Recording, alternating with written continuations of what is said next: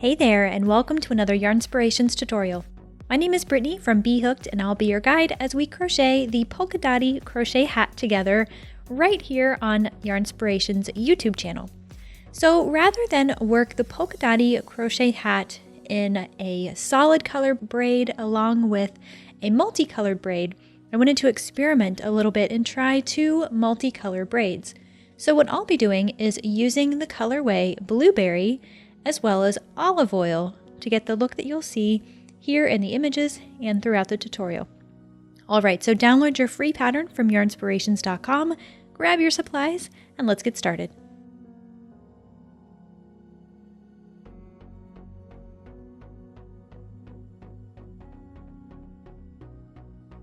Since this hat is worked from the band up, we're going to start on that, and we'll do that by creating our slip knot. And then we need to chain 10. We're starting on the ribbing here. We're basically working in a long flat piece, and then we'll join and start working in the round. All right, next what we'll do is find our third chain from the hook. So 1, 2, and 3. I'll flip my chain over so I can work in the back bump, and I'll make a half double crochet in that chain.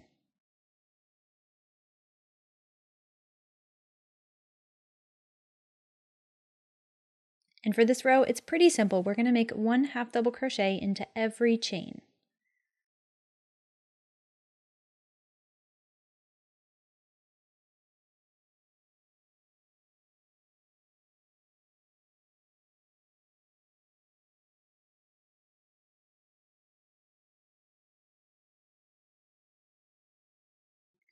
Okay, so once we get finished with that first row, the pattern tells us that we should have 8 half double crochet.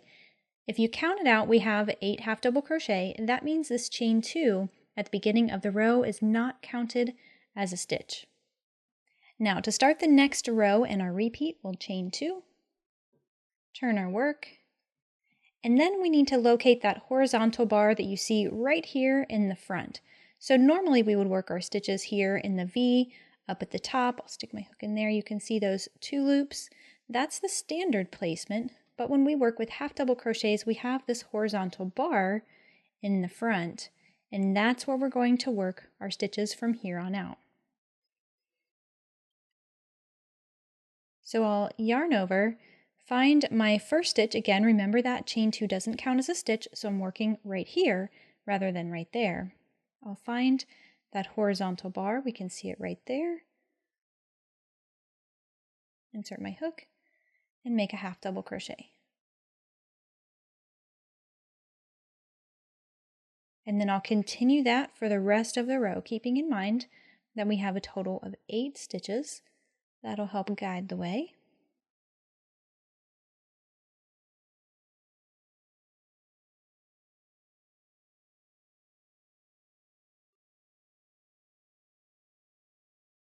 So that's the repeat for this band. It's always a good idea to count your stitches at the end of your row every so often so you know you're on the right track, not decreasing or increasing. Remember, we'll have a total of 8. So what we need to do now is repeat row 2 until our work measures approximately 21 inches when slightly stretched from our starting edge, so right here. So I'll repeat row number 2 until my work measures, or my band measures, about 21 inches when it's just slightly stretched. We'll meet back up after that to look at what to do next.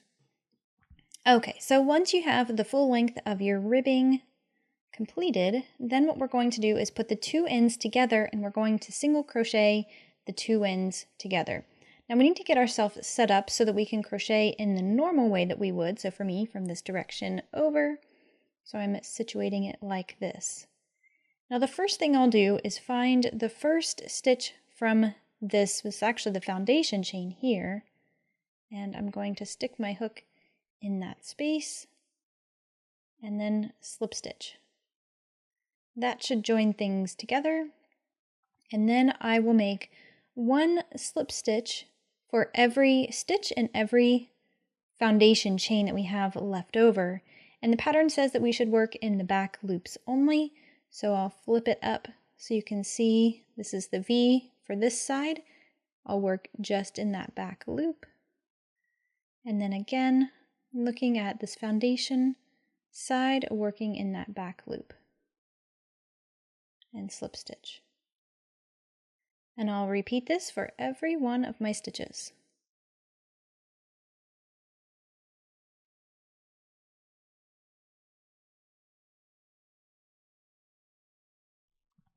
All right, so now once I have that completed, I'm not going to fasten off. I'll start immediately on the first row. And in the first row, what we need to do is evenly space 72 single crochets around the edge here. So chain 1 to start, and then make a single crochet. And keep track of it as you go so we can evenly space 72 around the entire band.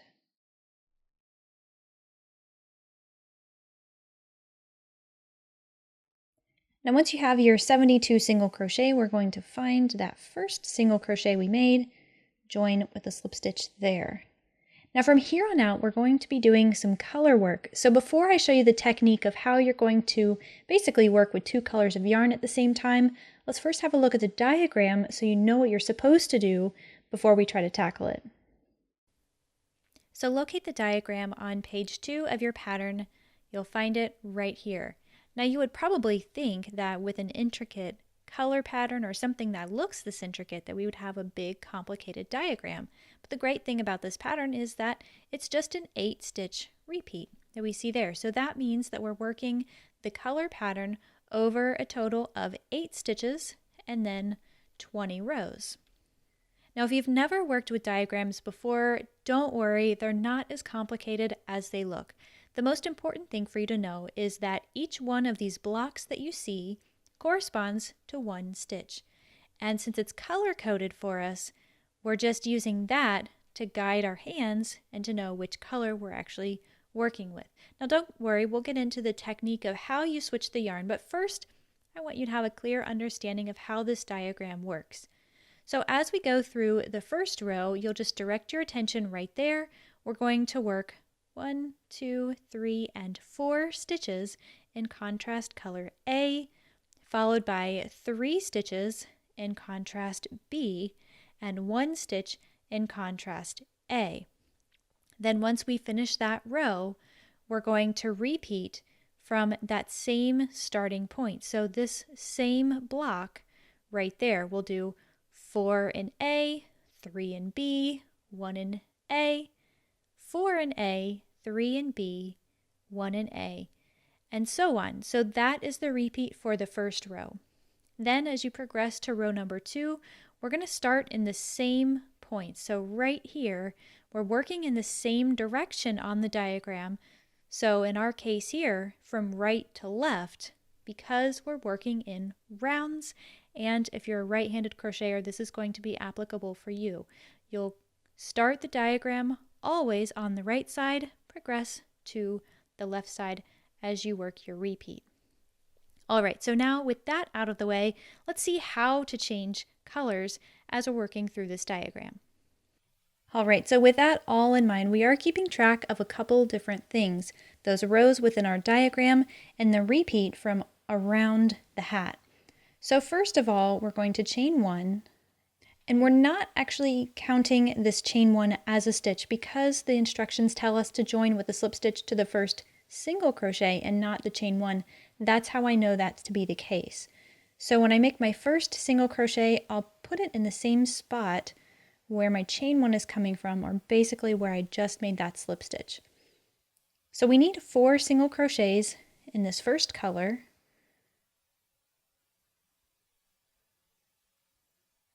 And then we're ready to add in the second color. Now you'll notice here I've only made 3 single crochets. That's because I want to give you a little tip here for changing colors. So as you're working that last stitch before your color change, you'll only work part of the stitch. So yarn over and pull up a loop. Now grab that next color.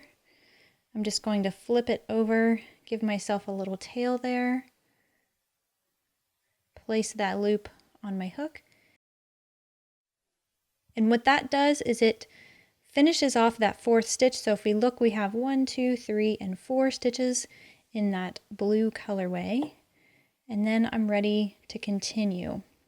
So now we're changing to a different color within the diagram. We'll see on that first row we just saw before that there are 3 stitches to be worked in this new color.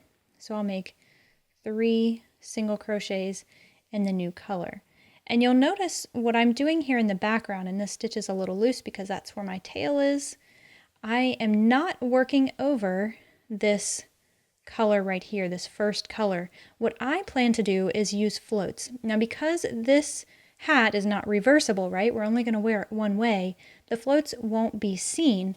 And the advantage to using a float rather than crocheting over top of that is that sometimes when you crochet over top of your stitches, you can see the color through. And if you're using a really high contrast, then you might be able to see that. You can absolutely work over the stitches if you prefer, but for me, I'm going to hold it just in the back. I'm steadying it here with those 2 fingers as I work through those 3 stitches.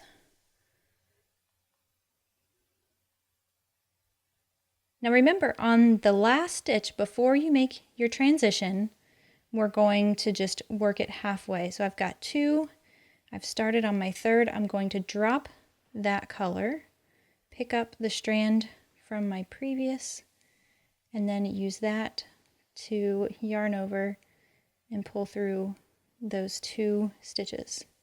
Now do a little bit of housekeeping here in the background. Grab that, the tail for the secondary color there, and give that a pull. That'll tighten up that stitch. And then the last stitch in our diagram, repeat, is to work 1 single crochet in this color. Then the repeat begins. Remember, we have 4 stitches that need to be worked in this first color, so it's blue for me, followed by 3 stitches worked in this green or the second color. Then once you get to the end of your round, if you've done everything correctly, you have the correct number of stitches, your repeat should work out just as you see it in your diagram. So 3 stitches in this color B there, and then 1 last stitch in that first color, and then we need to join with a slip stitch to our first single crochet. So now have a look at the inside of my hat here. I want to show you those floats. Now this is a good solution for me because I don't want this strand showing through on the front side of my hat, and these floats are relatively short. They're traveling just a short distance between stitches here, and honestly I don't mind this at all.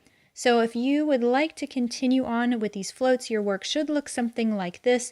You want to make sure that you're not pulling them so tight that you're sort of puckering things up, but you don't want them so loose that they can get snagged. So you can see, I mean, there's some give there, and that's perfectly fine. But if this you just hate it and you don't want to go this route, then by all means you can just work your stitches over top, just as if you were trying to hide a tail or something like that. So now as we look onto the second row and the repeat for the rest of our hat pattern, we're really not changing anything with the stitch. We're going to continue working with our single crochets, and we're going to just follow the diagram row by row, and that will tell us what we need to do. Now before you get started, it's a good idea to make sure your 2 colors aren't tangled in any way.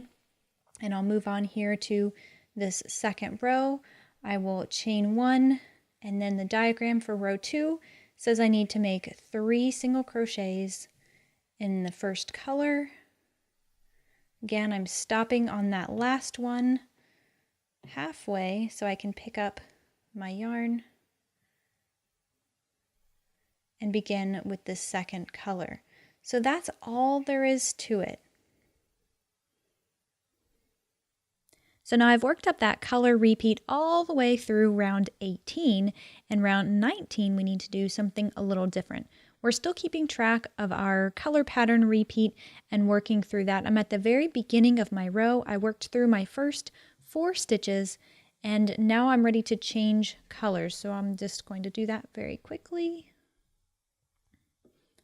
And then over the next 2 stitches, I want to decrease. This is a single crochet 2 together. So to do that, you'll insert your hook into that next stitch, yarn over, pull up a loop, then leave that there. You'll insert your hook into the next stitch, yarn over, pull up a loop, and then yarn over and pull through all 3 loops. And then you'll just continue with your stitch pattern as you see it in your color diagram. I'm supposed to work the next single crochet with the same color, but it is the last one before I change. So I will drop that one, pick up my next color, and then continue on with the repeat. Now you'll see that decrease in the diagram just once, but know that that is a repeat, so it's happening every single time. So I'm working through these 5 stitches. When I get to this last one, I'll drop that, pick up that next color, and then decrease. So single crochet 2 together. So that's how you do the decreases when you're still working on your color pattern. This is the last dot that we're working on. We just have a couple more rounds where we're going to incorporate this secondary color. This, however, is the only time that we're going to use a decrease while we're still working on a color pattern. We can see that in the diagram. So the next thing we'll cover is a round or 2 of the decreasing for the crown. For now, go ahead and work through your color pattern. Now I've completely finished working through the color portion of the diagram, and I'm on to the crown now. We just have 6 more rounds to complete that crown, and I want to take a moment here just to recap that single crochet 2 together, because that's what we're going to use to decrease. So I'm working on the first round of the crown, and it says that I need to single crochet in the first 5 stitches,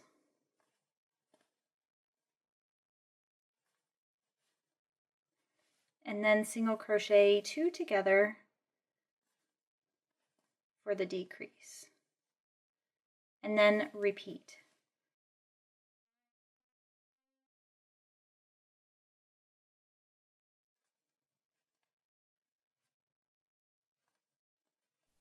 Now that you have a good understanding of how that single crochet 2 together decrease works, I want to point your attention to the written instructions. So we've already covered this round here, so round number 1, and we just have 6 rounds total for the crown. So as you're working through rounds 2, 3, 4, 5, and 6 of the crown, just know that we're not incorporating any new techniques. We're still using that single crochet 2 together for the decrease. And really the only thing that is changing is the amount of stitches that we're putting in between these decreases. So you'll see that number decrease as well. Another thing you'll want to note is that it does have the total number of stitches at the end of each round. It's always a really great idea to count to make sure you're on the right track. It's really easy to get distracted and decrease in the wrong place, which would throw off your stitch count. Now, it's not a huge deal. If you have a little bit of an oops, you don't have to go frogging everything. A lot of those mistakes you can usually work through. But if we can avoid them, that's always what I like to do. So check your stitch count at the end of each round, work through your crown, and that's it, my friend. Your hat is complete. Now, if you choose to add a palm at the end, there's some really great instructions on how you can wind it with your hand, or if you have one of those handy palm makers, it's a piece of cake. So I used the final color in my olive oil colorway for the palm on my hat. You can use whichever color you like, whatever color you have planned to be. Add your palm and your hat is complete.